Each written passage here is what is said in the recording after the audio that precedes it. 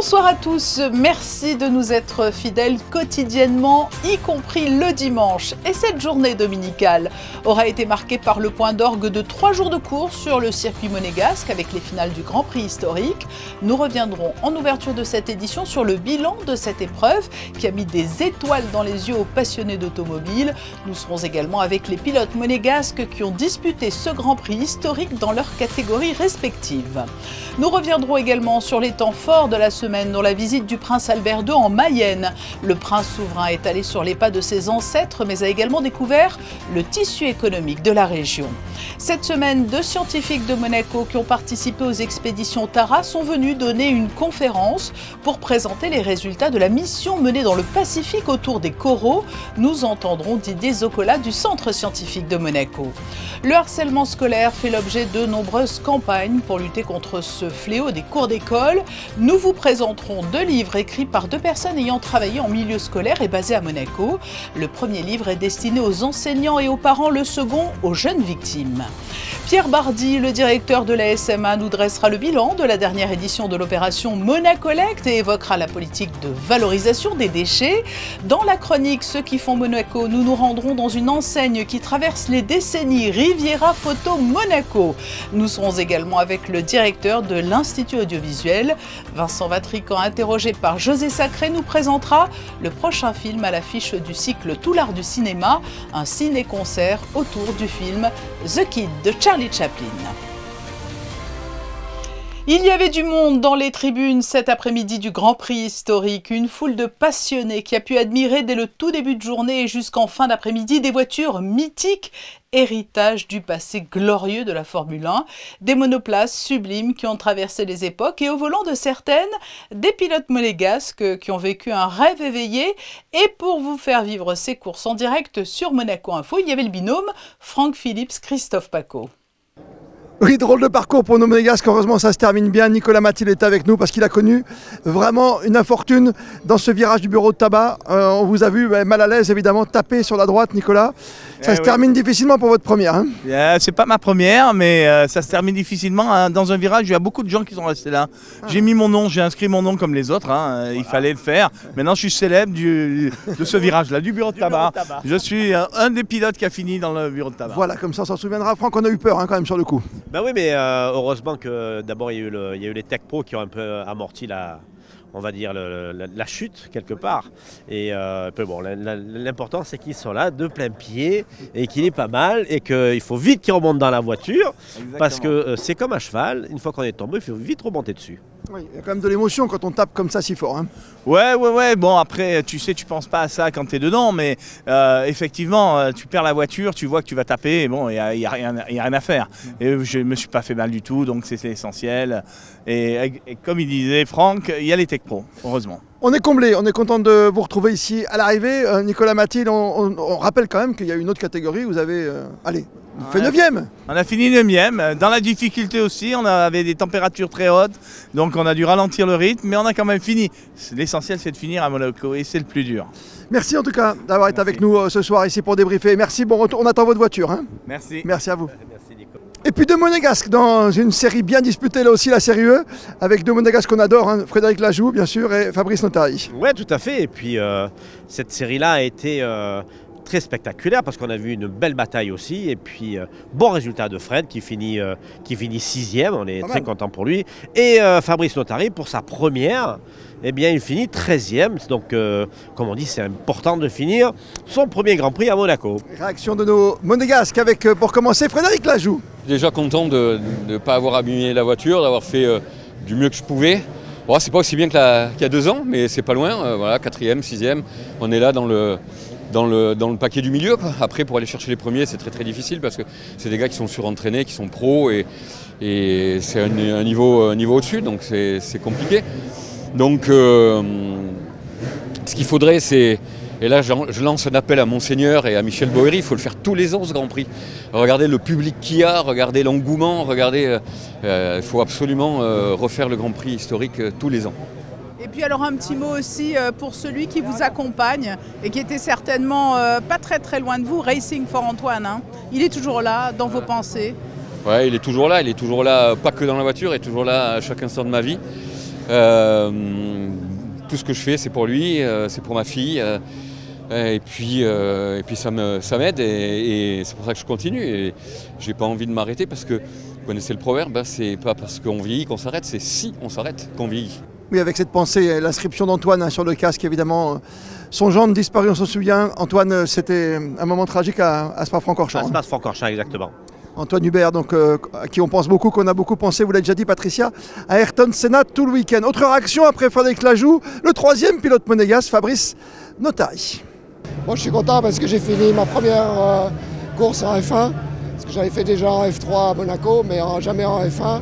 En plus sur la voiture de Graham Hill, qui a gagné tant de fois à Monaco.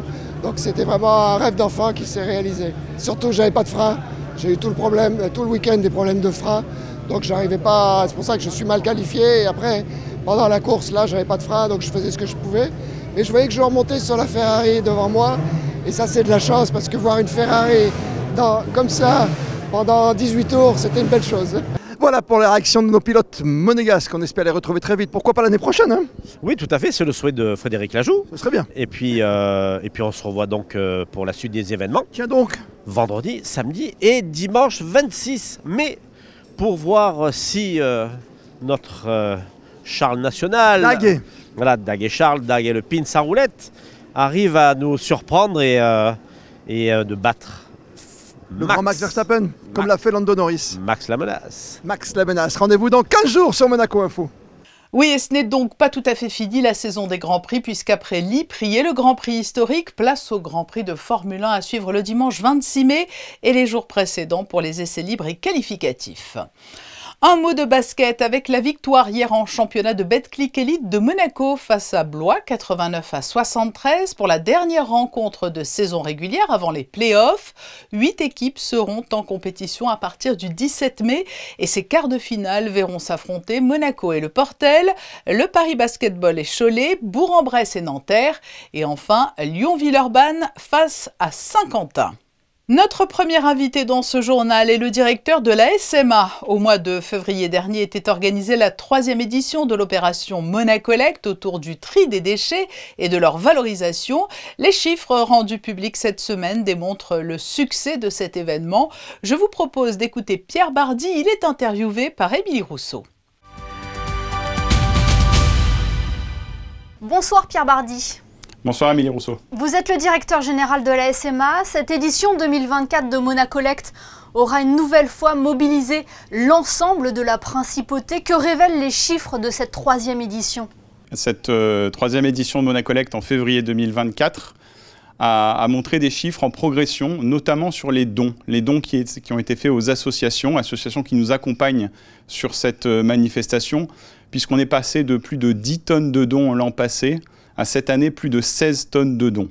Donc ça veut dire qu'au niveau de la donnerie, des dons qui sont faits par les résidents, on est en progression. Le deuxième volet, c'est qu'on a pu voir qu'il y avait une augmentation aussi des déchets, de la quantité de déchets ménagers spéciaux qui étaient apportés par les résidents, ce qui veut dire que le réflexe du tri au sein des foyers monégasques se fait, notamment avec un chiffre que je souhaite vous partager, c'est que nous avons récolté sur 2 jours plus d'1 tonne de ce qu'on appelle les D3E, les déchets électroniques et électriques, donc tout ce qui est ordinateur, piles, etc., qui sont une filière de recyclage tout à fait particulière. Et tous ces déchets ont été ensuite valorisés par les filières de recyclage et de traitement de la SMA. Quels enseignements tirés de cette 3e édition, Pierre Bardy? Alors en effet, tous ces déchets sont ensuite valorisés dans les différentes filières.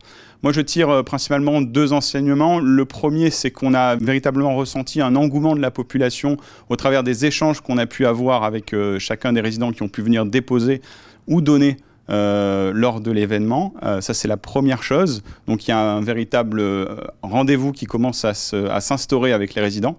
Et le deuxième, c'est que j'ai pu percevoir que notamment au travers de tous les ateliers qui sont organisés durant ces 2 jours, ateliers qui ont une véritable vocation pédagogique, on voit que tout le monde continue d'apprendre autour du déchet et de la valorisation des déchets. Donc à la fois un rendez-vous qui s'instaure dans le calendrier des résidents et à la fois beaucoup de pédagogie aussi sur les déchets. Oui, vous mentionnez les ateliers auxquels ont participé les élèves de la principauté. C'est important aussi de mobiliser la jeune génération face à ce défi.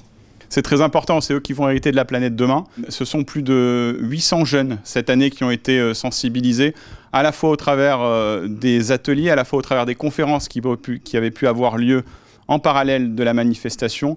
Donc véritablement, ils font partie de nos priorités sur ces ateliers. Et est-ce que les chiffres que vous nous avez cités traduisent également le grand intérêt des résidents monégasques, de leur intérêt au tri des déchets, à la réutilisation de leurs objets? Vous les sentez concernés? Clairement, on les sent très concernés. Moi, j'ai pu être sur la manifestation durant les 2 journées. Tous les échanges qu'on a pu avoir avec les résidents qui sont venus les apporter avaient pris soin de trier, étaient vraiment en recherche d'informations par rapport aux filières, aux valorisations. C'est la première chose. On a pu voir aussi qu'il y avait pas mal de gens qui pour certains, connaissaient la mini-déchetterie que nous avons et qui est ouverte, j'en profite, tous les jours de la semaine, de 9h à midi et ensuite de 13h15 à 17h et également le samedi matin, rue du Gabian, où tout au long de l'année, n'importe qui peut apporter ces déchets ménagers spéciaux et ensuite ils seront valorisés et dans les filières qu'il le faut. Donc véritablement un bel engouement des résidents pour le geste du tri qui est primordial. Oui, parce que Monacolect se déroule une fois par an, mais le tri des déchets, c'est toute l'année. Hein. Le tri des déchets, c'est toute l'année. D'ailleurs, j'en profite pour vous annoncer aussi que nous avons un projet qui va bientôt voir le jour avec le concours du gouvernement princier d'instaurer une mini-déchetterie mobile. Le principe est assez simple, de pouvoir se déplacer avec une mini-déchetterie dans une petite camionnette à différents endroits de la principauté, une fois par mois, le samedi matin, pour pouvoir accueillir et proposer à chacun d'entre nous, à chaque résident, la possibilité de pouvoir apporter en bas de chez lui ces déchets ménagers spéciaux pour qu'ils soient ensuite valorisés dans les filières appropriées. Eh bien, merci beaucoup Pierre Bardy de nous avoir fait la primeur de cette annonce et d'avoir fait le point avec nous sur Monaco Info de la 3e édition de Monacolect. Est-ce que ce rendez-vous pourrait se dérouler plusieurs fois par an à l'avenir? Alors, de notre côté, on souhaite bien entendu renouveler l'édition l'an prochain. Nous sommes pour l'instant pour parler avec le gouvernement pour pouvoir trouver une date, pour l'instant, sur l'année 2025. Et on restera attentif aux dates de la prochaine édition de Monacolect. Merci Pierre Bardy. Merci à vous. Cette semaine, le prince Albert II a poursuivi sa série de déplacements dans les communes qui ont un lien historique et privilégié avec Monaco. Il s'est rendu en Mayenne, à Laval notamment et ses alentours, où le patrimoine local contribue à l'économie de la région. Vanessa Dessy et Alexandra Marangoni l'ont suivi. Sur le territoire, un tissu économique bat au rythme d'une tradition alliant savoir-faire artisanal et innovation. 2 noms se distinguent, porteurs de l'histoire et de la prospérité de la région. La toile de Mayenne, tel un fil conducteur entre tradition et modernité, incarne l'excellence de l'artisanat textile français.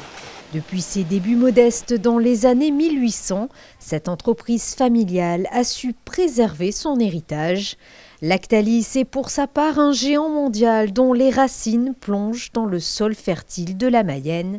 Fondée il y a plus d'1 siècle, cette entreprise laitière est devenue un pilier de l'économie locale et bien au-delà. La Mayenne, c'est un des départements de France le plus méconnu, alors qu'il est pourtant, il mérite d'être connu bien évidemment, et surtout connu pour ses implantations industrielles. C'est un département bien sûr d'origine agricole et qui ne renie pas ses origines agricoles. Les entreprises agroalimentaires, le groupe Lactalis, le groupe Bell et bien d'autres sont très présents. C'est ici en Mayenne que l'on fabrique le Babybel, sans faire de publicité pour un groupe plus qu'un autre.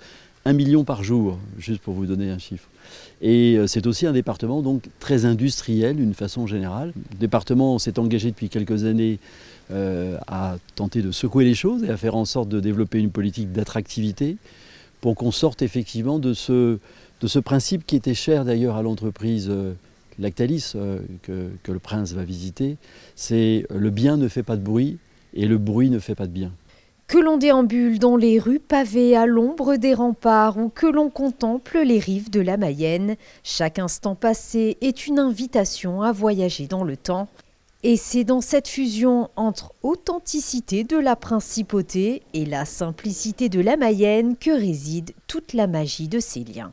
C'est un territoire que je ne connaissais pas du tout et c'était très intéressant de voir le musée du château parce qu'on voit un peu toutes les époques qui ont façonné cette ville de Mayenne, toute cette histoire qui a découlé de la présence et du fait que le cardinal Mazarin était duc de Mayenne et donc que ce titre a été transmis dans sa famille et jusqu'à celle de la principauté, jusqu'à mes ancêtres. Et donc c'est toujours émouvant, mais il y a un accueil tout à fait extraordinaire. C'est vrai qu'on dit que les Mayennais sont un peu réservés, mais là j'ai trouvé vraiment un accueil d'une très grande chaleur et d'une très grande proximité.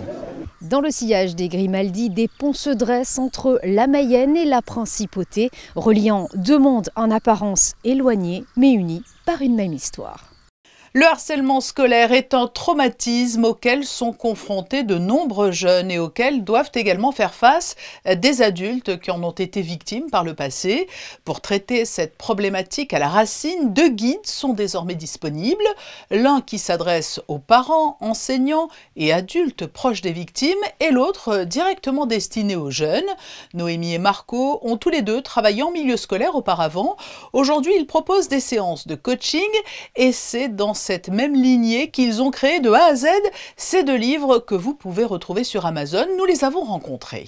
Il y a peut-être 15-20 ans, le harcèlement existait déjà bien évidemment, mais quand on rentrait à la maison, on avait une pause. Aujourd'hui, le téléphone les suit à la maison et les réseaux sociaux vont les suivre à la maison. Donc en fait, le harcèlement ne s'arrête jamais et ce qui va faire que l'enfant va vraiment subir une anxiété et un stress qui va être énorme et décuplé. On aide à reconnaître le problème, première chose, parce que des fois, ça arrive et on ne va même pas être conscient qu'on parle déjà d'harcèlement. Quand on a certaines attitudes, tout ça, du coup, première chose, on le va reconnaître. Deuxième chose, on prend tout de suite des actions. On a vraiment travaillé sur les solutions en expliquant les différentes formes de harcèlement qui peuvent exister et les solutions qu'on peut apporter aussi bien dans le contact avec l'école, aussi bien avec les phrases qu'on peut utiliser pour parler à son enfant, pour l'aider à se confier à nous et ne pas le fermer. Et de l'autre côté, on a le manuel qui est vraiment beaucoup plus ciblé sur les jeunes, sur les collégiens, lycéens qui peuvent donc lire ce manuel. On pense qu'il faut former tous les enfants, même ceux qui ne sont pas harcelés, à être des témoins actifs. C'est-à-dire que finalement, quand tu es témoin d'un harcèlement, tu dois aussi pouvoir réagir et savoir comment aider la personne que tu vois devant toi et qui subit ce harcèlement. Des propos recueillis par Alban Gingembre. 20% de la couverture corallienne de notre planète a complètement disparu. C'est pour amener à cette prise de conscience que 2 chercheurs du centre scientifique ont pris la parole lors d'une conférence à Monaco cette semaine. Objectif: raconter leur expédition au cœur du corail à bord de Tara Pacific, l'une des plus grandes missions de ce genre jamais organisée. L'équipage a parcouru 100 000 km, il est passé par 30 pays et a récolté 57 400 échantillons. Et aujourd'hui, il est indispensable de sensibiliser à la protection des écosystèmes, comme nous l'explique Didier Zoccola. Faire connaître la science à travers justement l'expédition Tara et montrer que la science n'est pas seulement en laboratoire, mais se fait aussi sur le terrain, surtout avec les coraux, et donc le terrain est assez joli. Le problème, c'est qu'à l'heure actuelle, à cause des changements climatiques, la mer est devenue invivable pour les coraux. Il y a un événement phénoménal de bleaching, de blanchissement des coraux sur la planète. Elle a eu lieu dans les Caraïbes en 2023, l'été 2023, et là, ça atteint maintenant la côte est de l'Australie, la Grande Barrière. Et donc, c'est pour ça que aussi c'est important de sensibiliser le public à ce genre de problème. Une sensibilisation qui passe donc par ces conférences et l'engagement des chercheurs du Centre scientifique de Monaco. Passons au chapitre cinématographique avec le cycle Tout l'art du cinéma. Mercredi à 15h et à 20h sera proposé un ciné-concert avec le film The Kid de Charlie Chaplin. Un beau moment en perspective que nous présentent José Sacré et Vincent Vatrican, le directeur de l'Institut audiovisuel. Je suis ravi d'être avec vous, Vincent, et encore une fois, merci de m'accueillir parce que pour les 3 derniers mardis cinéma de l'année, c'est le top de top. Vous avez choisi que des chefs-d'œuvre. C'est le cas pendant toute l'année, vous me direz, mais là, c'est vraiment le top, en commençant par le film dont nous allons parler aujourd'hui, Le Kid de Charlie Chaplin. Oui, c'est un choix concerté avec l'Orchestre Philharmonique, puisqu'il s'agit d'un ciné-concert qui sera donné avec l'orchestre de Monte-Carlo. C'est un Chaplin qu'on n'avait pas encore donné avec l'orchestre et qu'on a choisi à dessein, puisque ça sera donné en fait un mercredi en après-midi pour les familles qui emmèneront sans doute leurs enfants, et puis en soirée pour disons le public plus cinéphile. Voilà, tout ça à la salle Garnier, à l'Opéra évidemment. Absolument, voilà. Alors, donc le Kid, c'est le premier long métrage muet de Charlie Chaplin. C'est le premier qui tourne pour la First National, avec comme idée au départ de peut-être modifier un peu le personnage du vagabond, dont il avait évidemment traîné le costume dans de nombreux courts-métrages, en donnant au film une dimension plus mélodramatique. Ce qui a d'ailleurs au départ beaucoup surpris les coproducteurs du film. Et comme on sait, Chaplin prenait son temps sur le tournage d'un film, puisque celui-ci, son premier long métrage, il a tourné quasiment 1 an, ce qui est absolument incroyable pour l'époque. Alors, vous avez parlé de la musique. La musique, elle a été composée par Charlie Chaplin, et ça aussi, c'est un plus extraordinaire. Oui, puisque en effet, l'orchestre fait sortir les partitions originales de cette musique composée par Chaplin, comme l'ensemble de ces longs métrages, en tout cas les longs métrages muets. Donc c'est vrai que ça va donner un plus, puisque on sent, disons, dans la touche musicale, le chef d'orchestre Chaplin, à la fois derrière la caméra et derrière un pupitre. 2 mots sur l'histoire, je pense que tout le monde l'a déjà vu au moins une fois, mais quand même, rappelez-nous un petit peu de quoi il s'agit. L'histoire de ce vagabond, Charlot, qui découvre un petit enfant abandonné. C'était d'ailleurs le titre original du film, l'enfant abandonné, avant que ça ne devienne The Kid, et qui va grandir avec lui, et en fait vont devenir tous les deux vagabonds, 2 sans-abri, qui vont grandir ensemble et vivre de bouts de ficelle entre rire et larmes. Voilà, jusqu'au jour où l'enfant tombe malade et les services sociaux veulent récupérer l'enfant, et Chaplin va évidemment se battre pour le garder. Alors, l'interprétation de Charlie Chaplin et le gosse, le Kid, extraordinaire. Jackie Coogan. Ouais. Quel âge il avait là à l'époque? Il avait 5 ans, je crois. Chaplin l'avait déjà fait tourner dans un court-métrage. Mais dès qu'il commence répétition et tournage, c'est-à-dire à la fin 1919, le film sort en 21, toute l'année 20 est consacrée au tournage. Pour les essais, il voulait le tester justement sur ce changement de registre, le passage de l'éclat de rire aux larmes qu'on verse, puisque c'est un film qui est par moments assez poignant. Et Chaplin rapporte cette anecdote. Sur cette répétition, le gamin était accompagné par son père, et Chaplin n'arrive pas à faire sortir des larmes du visage de Jackie Coogan dans une scène qui devait être justement dramatique.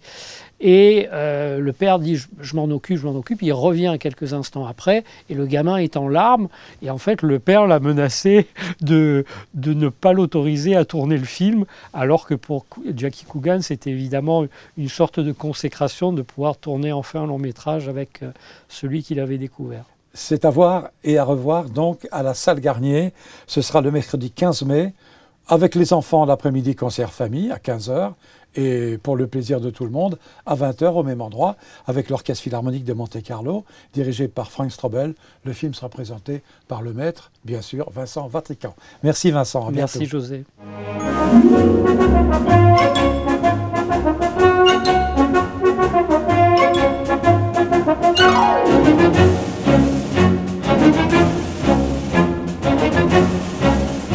Oui, un véritable chef-d'œuvre à voir et revoir, The Kid de Charlie Chaplin.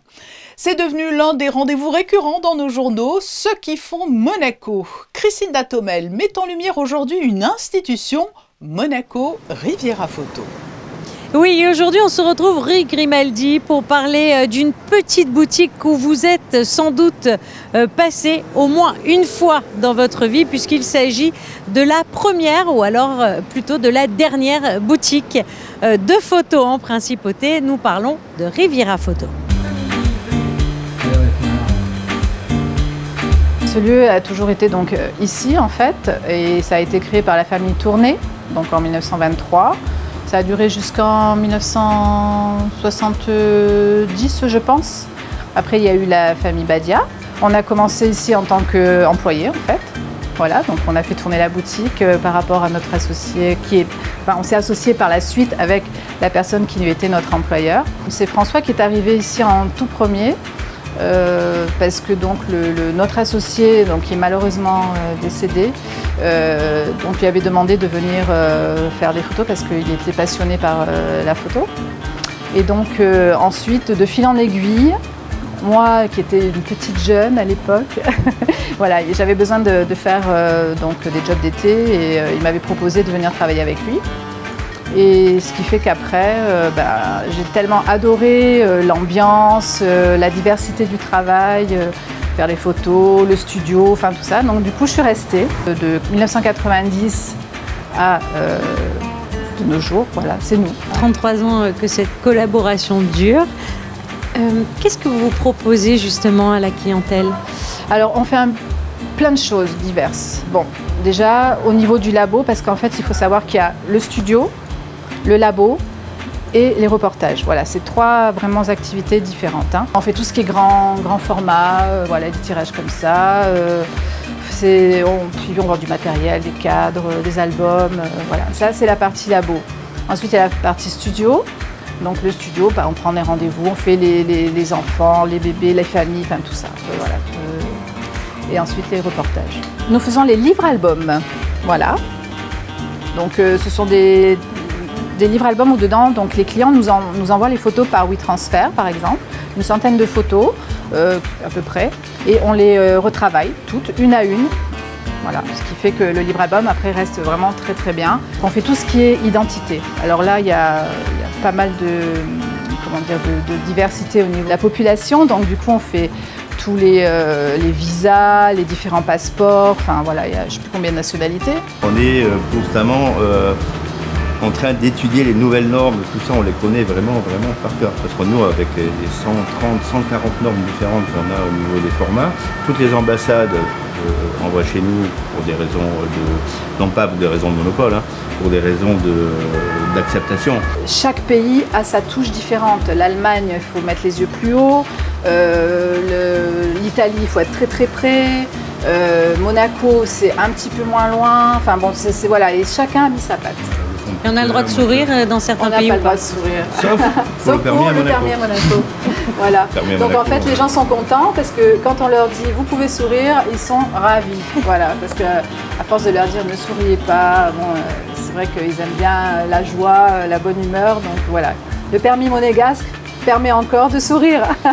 Studio photo, reportage, création numérique, album photo ou encore tout simplement photo d'identité. Vous l'aurez compris, cette petite boutique à tout d'une grande, elle vient de fêter ses 100 ans d'existence.